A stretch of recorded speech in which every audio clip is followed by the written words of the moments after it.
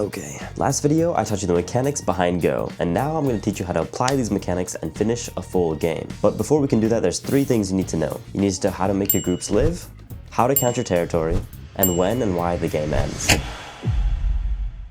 A very important concept in Go is making your groups live.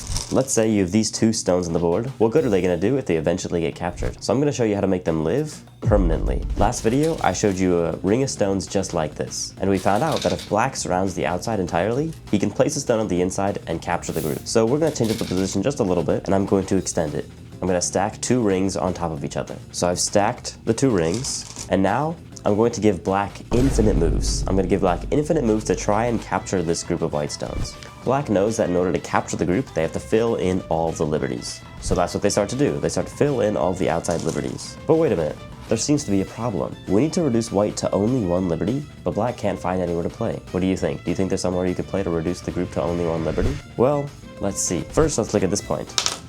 First let's look at this point. Can black play on the inside right here? Well, no, black can't because black is already captured when he plays there, and he's not capturing any other stones. Well, what about the other option? Black can't play there because of the exact same reasons as before. Well, can black ever get 2 moves in a row? No, black can never get 2 moves in a row, so what does that mean for the white group? Well, what it means is that the white group is invincible. It cannot be captured at all. It is completely alive. This is the concept of 2 eyes. An eye is defined by an empty space surrounded by stones of 1 color.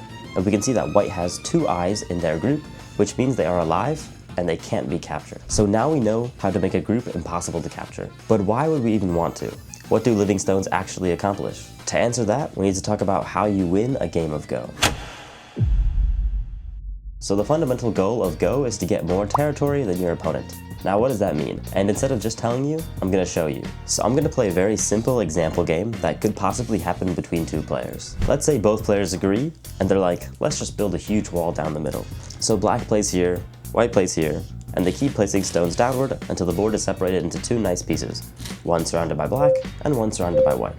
And in Go, the game ends when both players agree the game ends, and symbolized by passing one's turn. So if both players choose to pass their turns in a row, the game would end and they'd count the territory. So let's say, in this position, it's black's turn right now, and black chooses to pass his turn. White also chooses to pass his turn, and they would count the territory. For simplicity, we're going to use area, also called Chinese scoring, which means your score is all the empty spaces you surrounded, plus the stones on the board. I like to say it's the total area you have under your control, like you're a king or a queen, expanding his or her domain. So we can see here that there's 2 neat rectangles right now. There's a rectangle for black that's 1, 2, 3, 4, 5 by 1, 2, 3, 4, 5, 6, 7, 8, 9. Black has 45 points. White has a rectangle that is also 1, 2, 3, 4 by 9, 36 points. That would mean black wins the game by 9 points. Hooray! But why did I do all of that talk about 2 eyes? Well, I said the game ends when both players agree it ends. But in this scenario, they don't have to agree all the time. Let's go back to the game.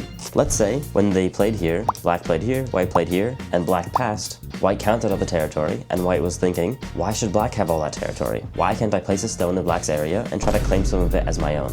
And that's perfectly valid. White has every right to place a stone in black's territory and try to take some of it away. And if white manages to make 2 eyes, then it'll be a huge shift in territory. So let's say the game goes like this. White plays a stone in the corner, and black tries to press them in from the outside. So black plays here, maybe white would play here. Black plays here, white tries to take some area in the corner, black seals them in from the outside, white plays here, maybe something like this would occur. And then black would play here, and white would play here. And voila! White has managed to make 2 clear eyes in black's territory, meaning no matter what black does, they can't capture white. So let's say black plays here, white can just capture the stone.